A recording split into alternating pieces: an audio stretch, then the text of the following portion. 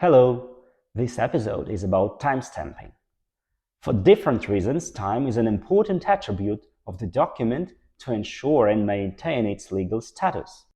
It is often by law, but there are many practical reasons why you would like to have the time of signing in the document. Let's just name a few. The same individual could have different thoughts and different intentions at different times, just because the surrounding life changes. The same person could have also different empowerments to represent companies, individuals, or other organizations because the role of the person changes throughout the life. And the same person could also have different health conditions at different times. And unfortunately, some of those conditions do not allow that person to express the will by signing the documents. There are also security reasons for the e-signature to include the time of signing. It is because your e-signing certificate or the secret which you use to sign the document has its own expiration date. It does have also the periods of validity and invalidity, very much like the banking card.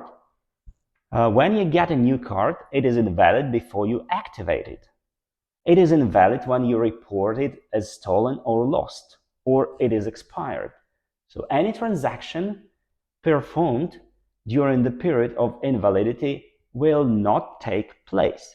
So the question is, how do we know if the signature has been added during the period of validity of the e-signing certificate? There is a concept of timestamping, where timestamp is a snapshot of a clock added to the signature. It is the evidence of the precise point in time when the signature has been added, and each signature has its own timestamp in the document. The time for the timestamp could come from your local computer, but this is a really bad idea. Because imagine if it is a fraudster signing the document with a lost or stolen certificate of other individual. He could have adjusted the time on his local computer in order to make the signature appear like it has been added during the period of the validity of the signing certificate, which later has been stolen or lost. This can lead the fraudster to some unfair or even illegal benefits. So that's not what we want. So what are other alternatives for the time to supply for the timestamps? It doesn't look like a good idea to trust your signing counterparties to add the time of their local computers to the signatures, and the same is applicable to you from their perspective. You could expect them not trusting you back in that. So obviously, none in this club can trust each other. So we should find somebody else, somebody who is not in this club, who everybody can trust in providing the precise time for the signatures.